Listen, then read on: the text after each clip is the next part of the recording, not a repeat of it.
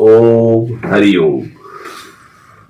पर मानो या न मानो विचित्र किंतु सत्य के अपना हाथ जगन्नाथ की श्रृंखला में विशेष पर्वत को लेके, और जैसा कि बताया कि अभी कुछ विशेष पर्वतों के बारे में बात हो रही है जो लगभग कम ही चर्चा में आते हैं। वैसे मुख्य पर्वत तो 7, जो मुख्य ग्रह 7 है, 2 छाया ग्रह है राहु केतु, लेकिन इसके अलावा 3 और भी है जो प्रभाव डालते हैं। हालांकि यह दूर है, पृथ्वी से कई लाख प्रकाश वर्ष दूर है, फिर भी इनका प्रभाव रहता है और अच्छा खासा रहता है। इसी श्रृंखला में आज का ये वीडियो बहुत रोचक होने वाला है, क्योंकि पर्वत भी बहुत अच्छा है। इसकी जानकारी, इसके बारे में मालूमात होना बहुत जरूरी है, खासकर उन लोगों के लिए जो ज्योतिष जैसे विषय में इंटरेस्ट रखते हैं, रुचि रखते हैं, जो सीख रहे हैं या जो इसको अपने जीवन में अपना रहे हैं या काम कर रहे हैं क्षेत्र में, उनके लिए भी और नवीन लोगों के लिए भी। तो चलिए आपका इंतजार खत्म करते हैं, आप इस वीडियो को देखिए अंत तक और राय दीजिएगा। यदि नए हैं तो फॉलो करें, शेयर करें, सब्सक्राइब करें ताकि नोटिफिकेशन मिलता रहे, और पसंद आए तो लाइक भी कीजिएगा। यकीनन आपके लिए बहुत अच्छा रहेगा ये वीडियो। तो आज का ये वीडियो आपके लिए एक बार फिर सादर प्रस्तुत है। अभी हमने हर्षल का बताया था, उसके बाद ये पर्वत है, इसे नेपच्यून कहते हैं। नेपच्यून इंग्लिश नाम है इसका। यह पृथ्वी से कई लाख वर्ष दूर है।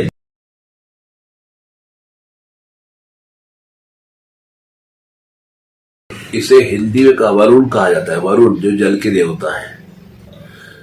पश्चिम दिशा में घर की वरुण का स्थान होता है। पश्चिम दिशा वरुण की होती है।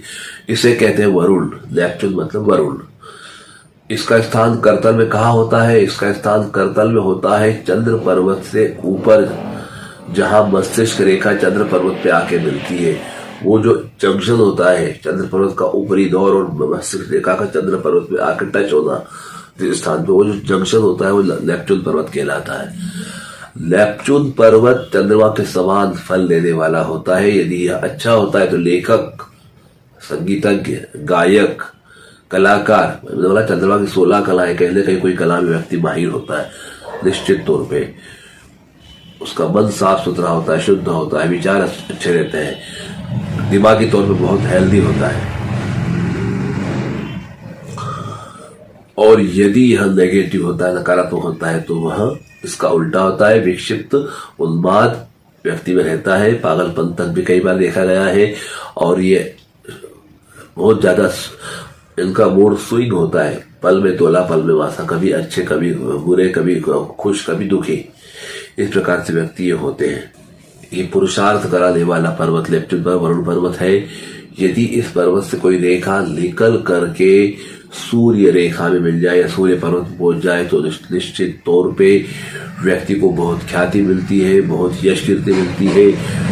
साथ ही साथ उसकी जो कर्म भूमि होती है वो बड़े जल राशि के आसपास होती है, समुद्र किनारे होती है, बड़े नदी किनारे वहां रहते हैं या वहां जाके प्रसिद्धि प्राप्त करते हैं, वहां जाके धन संचय मिलता है, धन संचय करते हैं। यदि इस पर्वत से कोई रेखा जाके निकल के भाग्य रेखा मिल जाती है, इसका अर्थ है कि कोई व्यक्ति जीवन में आपके आएगा, उसके आने के बाद आपका भाग्योदय होगा।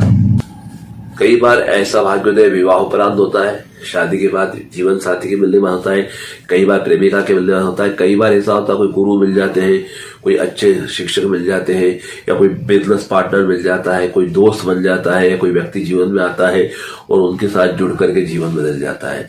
या कई बार जातक जैसे मामा का बिजनेस चल रहा है उसमें लग गए, या काका बुआ का चल रहा है, फूफा जी का चल रहा है, उसमें शामिल हो गए किसी दूसरे बिजनेस में, उनसे जुड़ करके अपने आप को स्टेबल करा।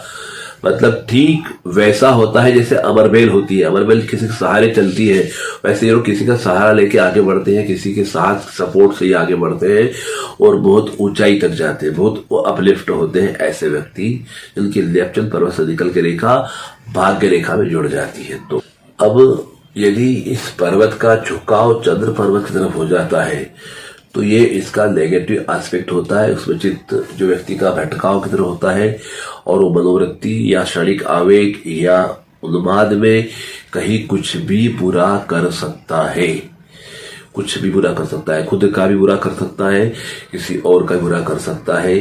साथ ही साथ यदि यह पर्वत उभर करके हर्षल में जाके मिल जाता है तो ऐसे व्यक्तियों को लोभवश, लालचवश किसी के जीवन लीला को समाप्त करते भी देखा गया है। इनके हाथ से इतना बड़ा अपराध भी हो सकता है, ऐसा सामुद्रिक शास्त्र या ऐसे इस करतल में बताया गया है, करतल शास्त्र में। ये हुई नेपच्यून पर्वत की बात। वही नेपच्यून पर्वत से कोई रेखा निकल के और मस्तिष्क रेखा में जाके मिल जाए और मस्तिष्क रेखा और नेपच्यून रेखा की जो रेखा निकली है वो दोनों एक हो जाए, जॉइंट हो जाए, मिक्स हो जाए या एक दूसरे को गूंथ दे, ऐसी हो जाए, तो ऐसे व्यक्ति के जीवन का अधिकांश समय पागल खाने में निकलता है। वह विक्षिप्त ही रहता है काफी समय तक, या जो कह लो कि पागल खाने में ही जिंदगी गुजारता है। ऐसा भी देखा गया है। मतलब एक तरफ जब अच्छा होता तो अति उत्कृष्ट कला, सिद्धस्त तो किसी कला में कलाकार, उच्च कोटि का कवि, लेखक या कोई कलाकार, कोई प्रतिभा दिखती है। तो नकारात्मक होता है तो कुछ भी कर सकता है। और खास करके ऐसे समय पे जो रेखाएं चंद्र पर्वत पूरा आर्क लिए नीचे की तरफ बिल्कुल जुड़ जाती है तो व्यक्ति सोचने समझने की क्षमता खो देता है। विचार विचार विचार अति विचारों में वह डूब जाता है और अपना जीवन अपने हाथों नष्ट कर लेता है। ऐसा देखा गया है। वही यदि नेपच्यून पर्वत पे क्रॉस का निशान भी मिल जाए तो ऐसे व्यक्ति लापरवाही ज्यादा बरतते हैं कामों में और आलस ज्यादा भरा रहता है, जिसके कारण यह जीवन भर दरिद्री बने रहते हैं। उन्नति नहीं कर पाते, ये आलस के कारण, लापरवाही के कारण। यह देखा जाता है, ये सिर्फ ख्यालों में, कल्पनाओं में ही खोए रहते हैं। तो ये तो एक छोटा सा नेपच्यून पर्वत को लेकर के विश्लेषण हुआ। अब हमारा जो मुख्य मुद्दा है जिसको लेकर हम वीडियो बना रहे हैं, उसमें जो विषय है वो तिल का है, काले तिल या बुरे तिल का।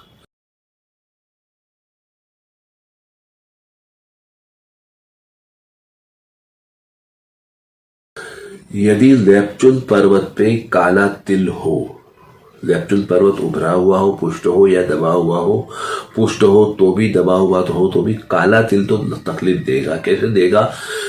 अगर उभरा हुआ है मतलब बहुत ज्यादा अत्यधिक व्याकुलता, अत्यधिक जिज्ञासा, बहुत ज्यादा उन्माद, इतना उन्माद कि उस उन्माद के चलते व्यक्ति कुछ भी कर ले।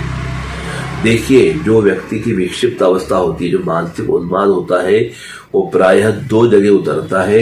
एक तो व्यक्ति क्रोध करता है तो नुकसान करता है, विध्वंस हो जाता है, और दूसरा उसका उन्माद उतरता है व्याभिचार पे, सेक्स पर।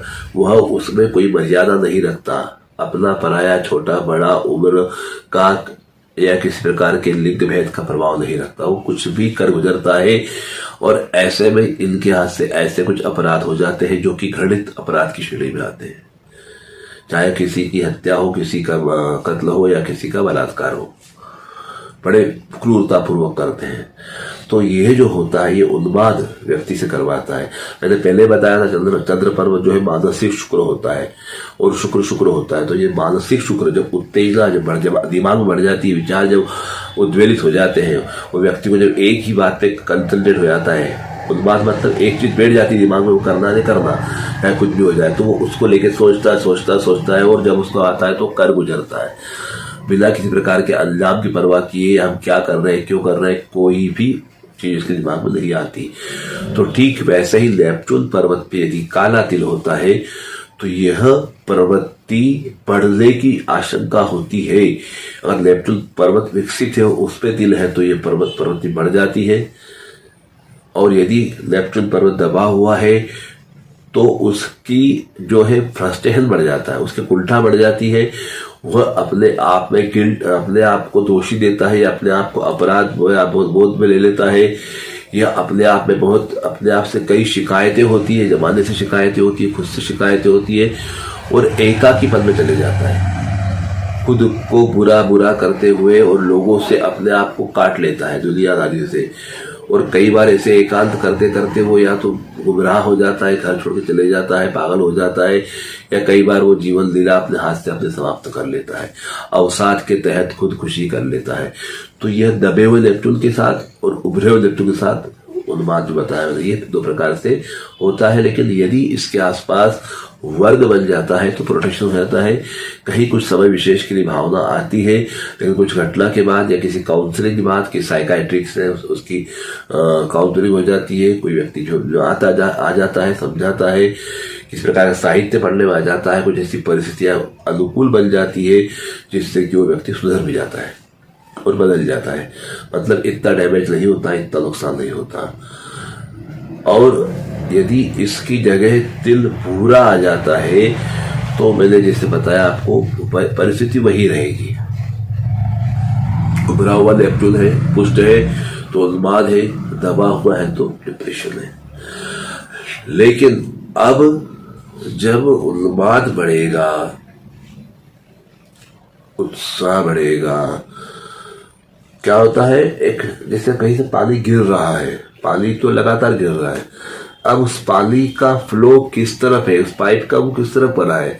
अगर आपने बाल्टी, बकेट या कोटी हंडा भरा है तो उसमें साफ पानी इकट्ठा हो गया, लेकिन वही उसको अगर आप टेप को थोड़ा सा तिरछा कर दिया और साइड में नाली जा रही उधर कर दिया तो वो पानी जाके नाले में गिरा तो नाली का पानी बन गया। पानी वही था, संगत से उसका प्रभाव बदल गया, नाली का जाके नाली का पानी बन गया और घर का बर्तन जाके घर का पानी साफ सुथरा बन गया। तो ठीक ऐसे ही क्या होता है, जब बुरा तिल होता है तो व्यक्ति में उन्माद आता है, नाद आता है, पर वो नाद भक्ति का होता है, भाव भक्ति का होता है। ऐसे लोग किसी विशेष देवी की, देवता की, किसी गुरु की भक्ति में लग जाते हैं और धीरे धीरे भक्ति में डूबते नाम जप करते करते या भक्ति साधना करते करते अपने लेवल, अपने स्तर से आगे उठ जाते हैं और अपनी आत्मा का कल्याण कर लेते हैं। कई बार तंत्र मंत्र में जाते हैं, कई साधनाएं करते हैं, उपास करना, नियम करना, माला जपना, होम हवन करना बड़ी शिद्दत से दिल लगा करते हैं और कई बार नाम जप करना भी करते हैं। तो कुल मिलाकर पूरा तिल को उत्थान करवाता है अगर उभरा हुआ पर्वत है तो, और अगर दबा हुआ पर्वत है तो ऐसे में ये फिलॉसफी की तरफ ले जाता है कि मैं कौन हूँ, कहाँ से आया, क्या करना है। मतलब तत्वज्ञान विचारों से अंदर तत्वज्ञान में लाते हैं, दर्शन में लाते हैं और व्यक्ति को भक्ति मोक्ष को ले आते हैं। मैंने बताया ज्ञान मार्ग, भक्ति मार्ग और कर्म मार्ग, 3 प्रकार के मार्ग बताए हैं। तो उठा हुआ जो नेपच्यून है वो कर्मकांड से और आपका भक्ति मार्ग से ले जाता है व्यक्ति को आगे, और दबा हुआ जो नेपच्यून पे अगर पूरा तिल होता है तो ऐसे व्यक्ति को तत्व ज्ञान से, दर्शन से वो व्यक्ति आगे जाता है। इस प्रकार दोनों ही स्थिति उसकी गति अच्छी होती है। वर्ग होने पे थोड़ा सा प्रोटेक्शन रहता बताया, हालांकि इसमें वर्ग होने पे ये प्रोटेक्शन रहता है कि भक्ति या जो उन्माद जो होता है वो एक लिमिट में रहता है या तत्व ज्ञान लिमिट में रहता है, मतलब उसको बहुत अति नहीं होती, उससे बच जाता है। इस प्रकार से नेपच्यून जो है व्यक्ति को करता है। लेकिन नेपच्यून जो है व्यक्ति को भावनात्मक रूप से बहुत ज्यादा प्रभावित करता है और ऐसे व्यक्ति का बचपन ननिहाल में जाता है। ननिहाल पक्ष का, मातुल पक्ष का, मामा का, मौसी का प्रभाव रहता है बचपन में रहना, पढ़ना या उनके द्वारा उद्योग करवाना, उनके द्वारा शादी करवाना या उनका इनके जीवन में हस्तक्षेप अधिक रहता है। साथ ही साथ ये जल के किनारे, जैसे बड़ा कुआं हो, बावड़ी हो घर के अंदर, उनके घर में, या कोई बड़े नदी किनारे रहते हो, तालाब किनारे रहते हो या बड़े सागर किनारे रहते हो, यहाँ इनका जीवन लगभग निकलता है। और साथ ही साथ सबसे बड़ी बात कि कहीं कोई हरि या हर का मंदिर होता है, मतलब कोई आपका शिवलिंग होगा, वहां पे नदी है, कुंड है, शिवलिंग, वहां इनका जन्म होगा या जहां वहां जीवन बीतेगा, या फिर कोई विष्णु का मंदिर होगा, कुआं होगा, बावड़ी होगी या नदी होगी। ये 2 लक्षण इनके साथ अक्सर पाए जाते हैं। विष्णु मतलब राम कृष्ण, कोई विष्णु का अवतार या शिव का मंदिर, ये जो चीजें इनके साथ लगी रहती है। तो इस प्रकार से ये जीवन इनका रहता है नेपच्यून पर्वत वालों का। तो आप बताइएगा कैसा लगा आपको ये पर्वत नेपच्यून के बारे में बताया ज्ञान, और क्या आप इससे समर्थन करते हैं? क्या आपको इस प्रकार कोई अनुभव है जीवन में, या आपने किसी के साथ ऐसा आया है, देखा है? तो निश्चित तौर पे आप हमें बता सकते हैं। और कभी अगर आपके जीवन में कुछ इस प्रकार की घटना घट रही हो टू बी फ्रैंक, इसको स्पष्ट करना चाहूंगा, इसमें किसी का आपकी सबसे पहली बात तो आपकी सारी जानकारी व्यक्तिगत रहती है, प्राइवेसी हमारी रहती है, किसी के पास कोई बात जानने का सवाल नहीं उठता, आपकी हमारी बात रहती है। यदि इस प्रकार का कोई उन्माद, कोई फ्रस्ट्रेशन अगर आप फील करते हैं या आप बहुत ज़्यादा एक्साइट हो जाते हैं, बहुत ज़्यादा अपने आप में डिसबैलेंस हो जाते हैं किसी विषय को लेकर के, चाहे कामोत्तेजना हो, चाहे काम का हो, चाहे आलस हो, चाहे किस प्रकार से, और असफलता आपके पीछे पड़ी हुई है, मतलब आप सफल नहीं हो पा रहे हैं और कहीं ना कहीं आपके जीवन में भी इस प्रकार का कोई माहौल चल रहा है, वातावरण चल रहा है, तो व्यक्तिगत सलाह मशवरा लेना आपके लिए उचित रहेगा, ऐसा हमें लगता है। अगर आपको लगता है तो ले सकते हैं, न्यौछावर राशि दे करके व्यक्तिगत तौर पे और अपना जीवन सफल बना सकते हैं। बाकी कैसा लगा वीडियो बताइएगा। अगर आपको अच्छा लगता है लाइक कीजिए, शेयर कीजिए, सब्सक्राइब कीजिए। आज के लिए इतना ही, जल्द ही फिर मिलेंगे एक आखिरी वीडियो के साथ। उसके बाद ये हमारे करतल में अपना जगन्नाथ की जो काले तिल पूरे तिल की श्रृंखला है वह पूर्ण विराम को प्राप्त होगी। तब तक के लिए ओम हरि ओम।